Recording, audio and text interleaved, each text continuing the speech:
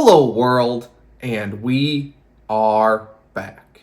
My name is Kyle Fischl. This will be episode 208 of my poker vlog. For this video, I play at the One-Eyed Jacks Poker Club in Sarasota, Florida. Let's go over some poker hands. Today we start at the 1-3 deep stack table, waiting for the 2-5 to open up, and on the first hand of note, I'm in the hijack. I look down at ace-jack offsuit when an early position player opens to $15 and a middle position player calls.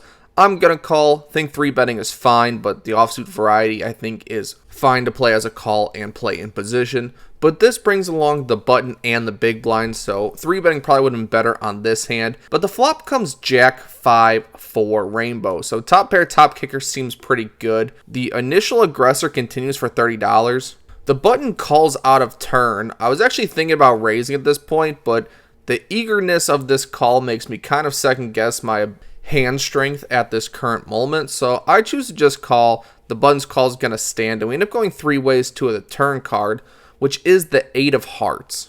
Not a particularly good one. Jack 8 is definitely possible. 6-7 is the most obvious draw, and possibly the only draw even possible on this flop with the pre-flop aggression. So not feeling fantastic about this turn card, but when the pre-flop aggressor checks to me, I'm gonna bet here.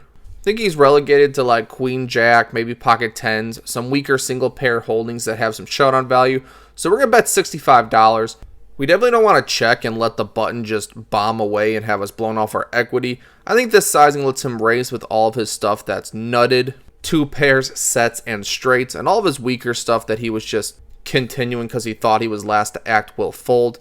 Button does eventually fold, feel great about that. The preflop aggressor does not give up. So now I'm kind of putting him on exactly king jack, queen jack type holding. So when the river is the 7 of diamonds, I don't really expect him to have a 6 almost ever. And I think overpairs would have continued betting on the turn here. Yes, it's kind of a dicey board, but I don't see overpairs slowing down all too often. So I think I have the best hand, but I have to value bet kind of small here. I'm really just targeting weaker jacks, maybe even the jack 10, jack 9 portion at some frequency. So I throw out $85 at this point. I think this bet's even better because I did not 3-bet. I'm actually more likely to have suited connectors and medium pocket pairs. So I have all the sets, I have straights, I have two pairs, I have all kinds of stuff. And ace-jack is ironically probably the bottom of this river bet range when I've made it all the way to this point. Either way, my opponent does not take too long before he lets his cards go. Hi, that's incredible. Good on you, mate. Happy I got to put in this value bet here. I'm trying to go a little bit thinner these days. I think I've been giving away a ton of value with the way I've been playing hands recently, so trying to. But when we look down at king 10 of hearts with a button straddle, the big blind makes it $10. A middle position player calls, two late position calls. It's on me. We're not going to just call this one. We'd like to thin the field a little bit. There is likely a ton of dead money out here, and king 10 suited is obviously good enough to put in some more money. So I bet $50 here. The big blind decides to make the call before the middle position player decides to go all in. Oh yes, middle position limp jams are almost always middling pocket pairs in my opinion. It's what I've seen in this room specifically, but this player in particular hadn't played a hand since I sat down. So we don't really think the middling pocket pairs is relevant against this particular player type. So we're just going to let this go, give him credit for the aces or kings that we're pretty confident he has. Everyone else agrees, and we end up losing $50 on this hand. Before we arrive at the next hand of note, I'm in the hijack. I look down at king 8 of hearts. When an early position player makes it $15, I'm going to call. Big blind calls as well, so we end up going three ways to a flop, which comes queen 8 deuce with 2 hearts.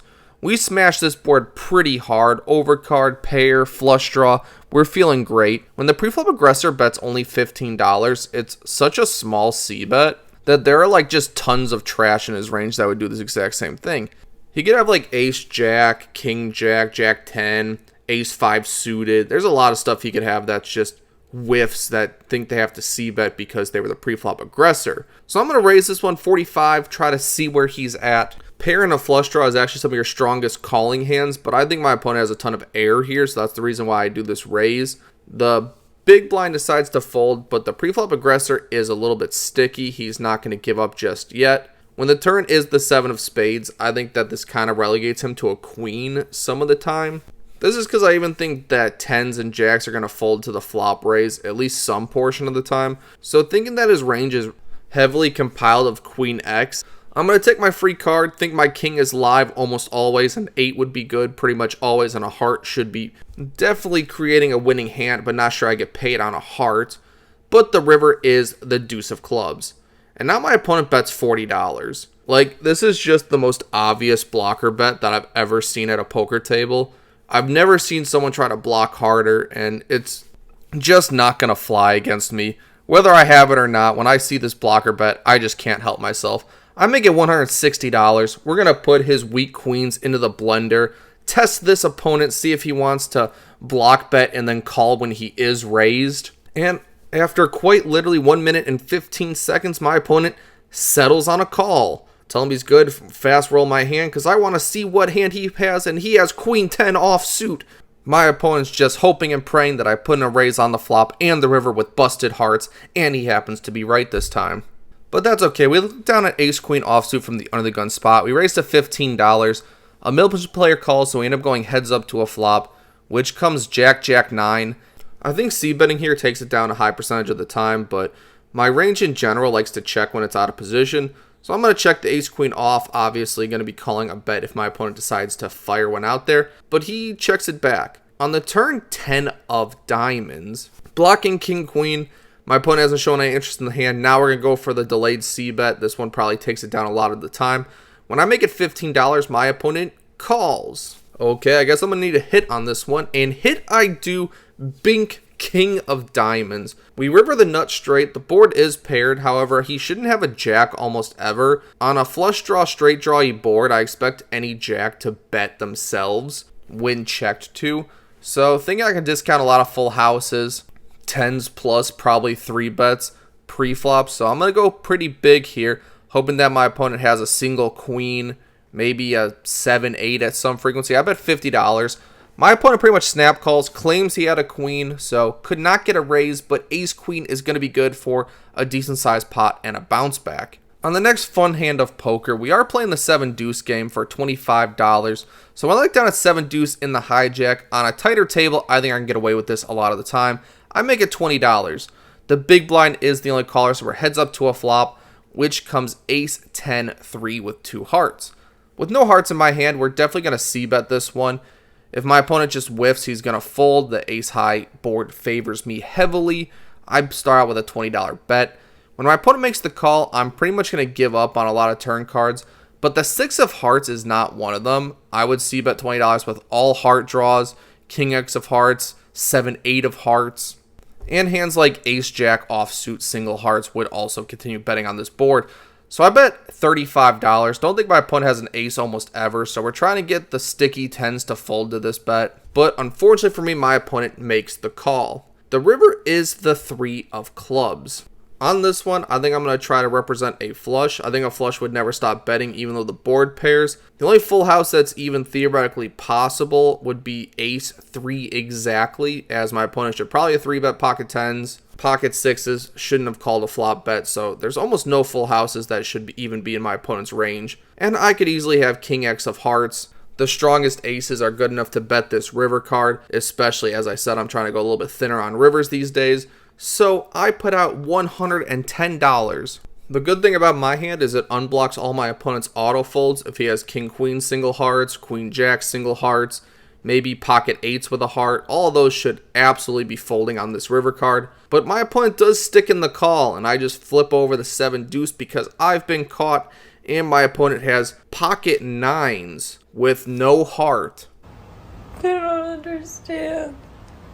So one of those hands that I think should have folded the flop, and then should have folded the turn if it somehow made it to the turn, and then should have folded the river if it somehow made it to the river. But he holds on through all of it and picks up a nice pot for himself. On the next hand of note, I look down at ace queen of clubs from the cutoff. Early position makes it 30 over an under the gun straddle. Definitely a bigger than normal opening size. We could 3-bet this one, and honestly, very much kicking myself in hindsight that I didn't. I think at the time I thought that my image was terrible and I might get light 4-bet, but that's just terrible thought process. We should be 3-betting because our image is terrible, and we're likely going to get weaker calls, and we can build a pot when we actually have a strong hand. Either way, on this one, I choose to call, which brings the big blind along, and we end up going 3 ways to a flop, which is Queen 7-6 rainbow with 1 club. The pre-flop aggressor continues for $30, and I make a second mistake in this hand by just calling here.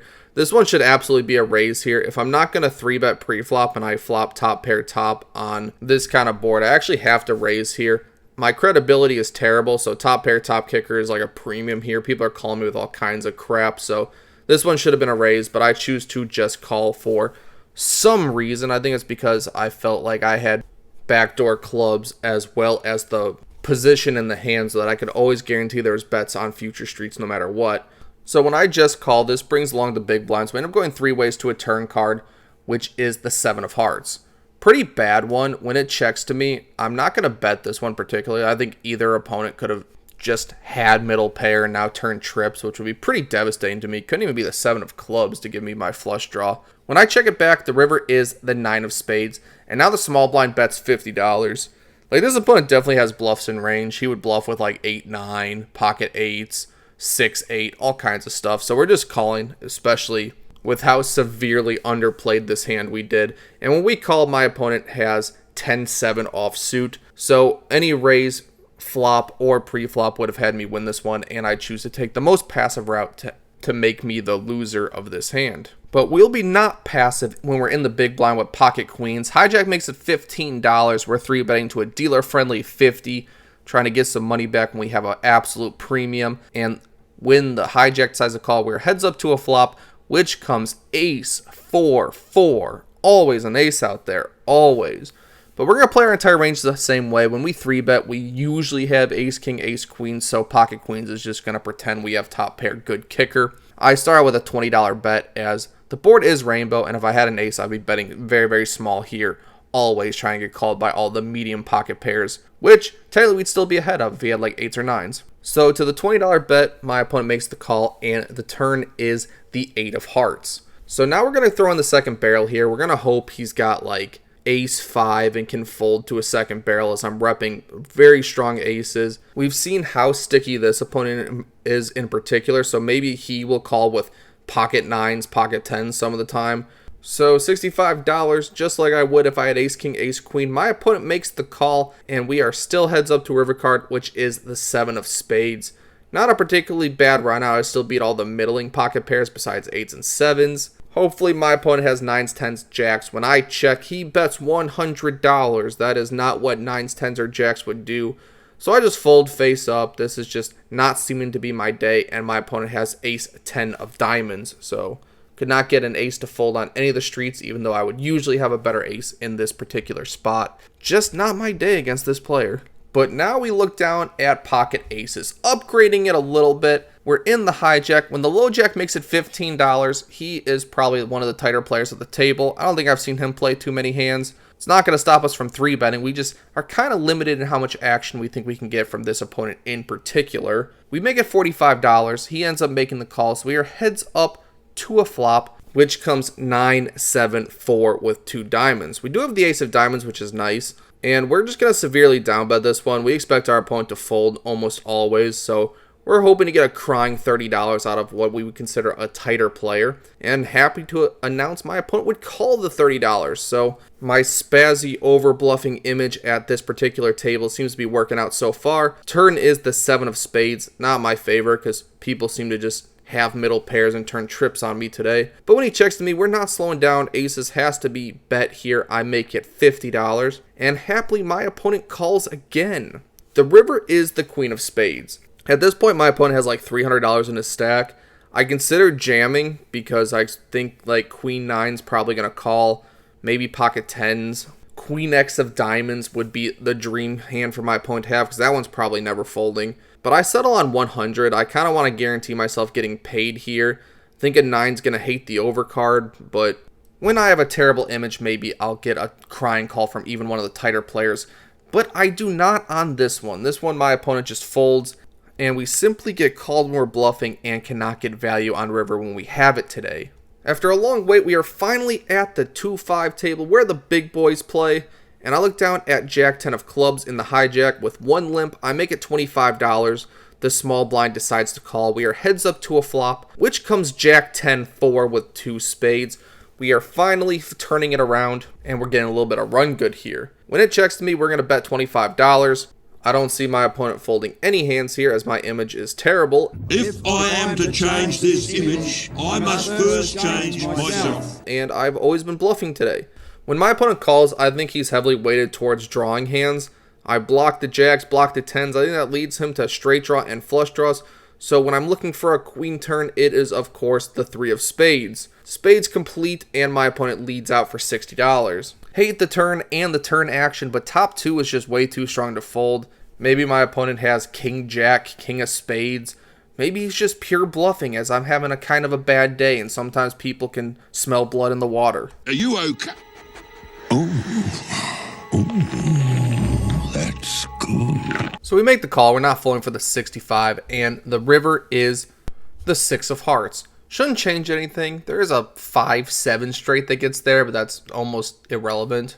But this irrelevant card makes my opponent lead out for $125. And to this, again, I think the most important factor in this hand is that my hand is just too strong to fold. Maybe he has a slow played overpair. Maybe he's pure bluffing. Either way, we're going to find out because I make the call and he shows pocket 9s. This time has the 9 of spades, so I guess semi-bluffing the turn and then actually bluffing river, as a pair of 9s is probably no good at showdown. We take down a decent sized pot with a little bluff raise on the turn before we arrive at the next interesting hand.